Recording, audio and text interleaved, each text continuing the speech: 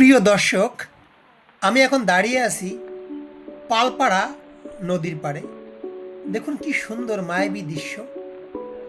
এখন কিন্তু সকাল, একটু তাকিয়ে দেখুন কত সৌন্দর্যে ভরপুর আমাদের এই জন্মভূমি, ঠিক না?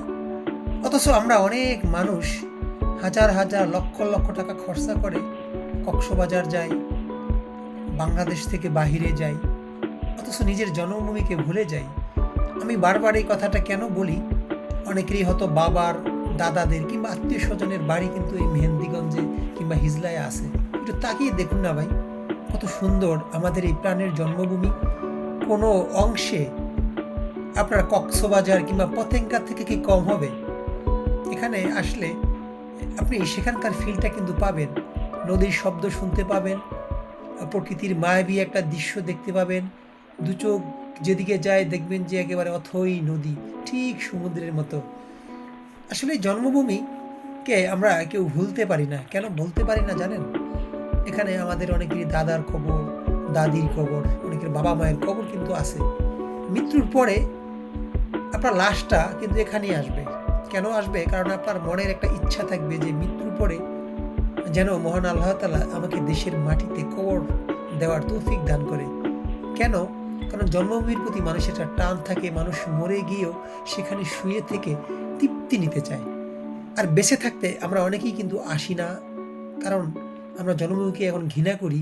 কারণ আমরা শহরে ইট পাটকেলে বদ্ধ জেলখানায় থাকতে থাকতে আমাদের জীবনটা এখন একেবারে, আমি কি বলবো, মোবাইল আর বিভিন্ন চাকচিক্যের মাঝে আটকে আছে। অথচ জীবন এখানেই সুন্দর, যেখানে আসলে আপনি প্রকৃতির মায়াবী দৃশ্য দেখুন। একটা কল, এই কল দিয়ে কিন্তু অনেকে পানি খায়। গ্রামের মহিলারা এই যে নদীর পাড়ে এসে গোসল করে, হাঁড়ি পাতিল ধৌত করে, জেলেরা মাছ ধরে, নদীর মাঝখান দিয়ে লঞ্চ যাচ্ছে, ট্রলারের টকটক শব্দ, সামনে আলীগঞ্জ বাজার, হিজলাপিয়ার মাধ্যমিক বিদ্যালয়। আপনি হাঁটতে হাঁটতে অনেকটা পথ যেতে পারবেন। তার মানে নৈসর্গিক একটা দৃশ্য। যদি এই 7 নম্বর ওয়ার্ড থেকে পালপাড়া উলানিয়া পর্যন্ত যদি নদীটা বাদ দেওয়া যেত, আমি কখনোই বাইকে কিংবা অটোতে করে আমি উলানিয়া যেতাম না, হেঁটে হেঁটে চলে যেতাম।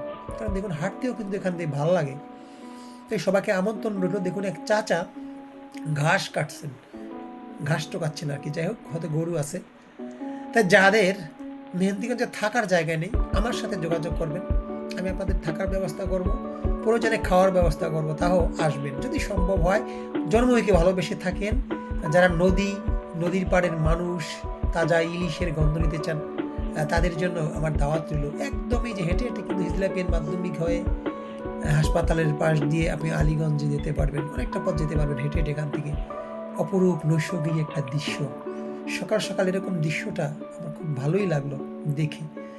আমি যখনই সময় পাই বছরে 2-1 বার আমি আসি। শুধু আসি কেন জানেন? এত কষ্ট করে এই জন্মভূমিকে দেখার জন্য। যে আপনাদের প্রতি আমার অনুরোধ, আপনারাও আসবেন যদি প্রাণপ্রিয় জন্মভূমিকে ভালোবেসে থাকেন।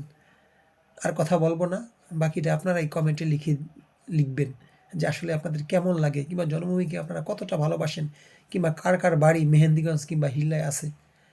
ভিডিওটা অন্যকে দেখার জন্য শেয়ার করতে পারেন।